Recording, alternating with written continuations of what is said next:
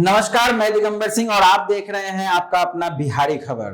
राहुल गांधी ने सरकार के कोविड प्रबंधन पर कांग्रेस का श्वेत पत्र जारी किया। कांग्रेस के नेता राहुल गांधी ने मंगलवार को केंद्र सरकार के कोविड प्रबंधन पर एक श्वेत पत्र जारी करते हुए कहा कि इसका उद्देश्य देश को कोरोना वायरस की संभावित तीसरी लहर के लिए तैयार करने में मदद करना है, न कि सरकार की आलोचना करना।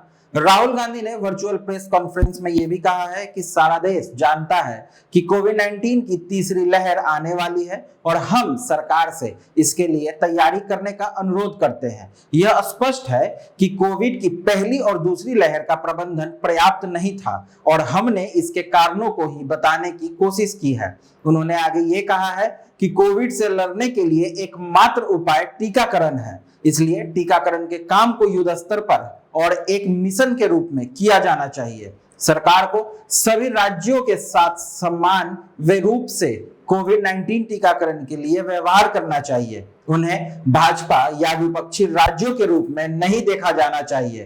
कांग्रेस नेता ने कहा कि कोरोना प्रबंधन पर श्वेत पत्र डिटेल में तैयार किया गया है और इसका लक्ष्य किसी पर उंगली उठाना नहीं है।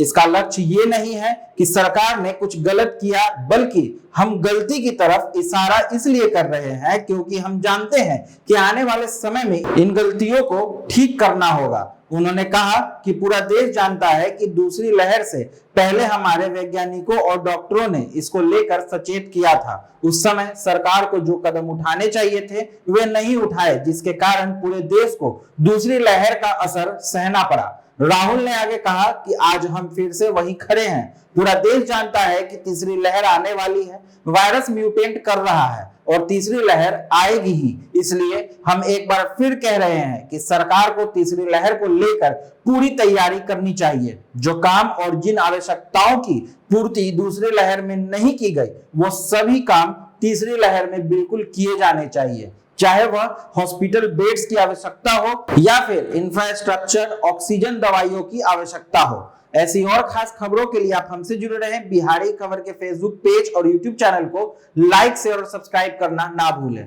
धन्यवाद।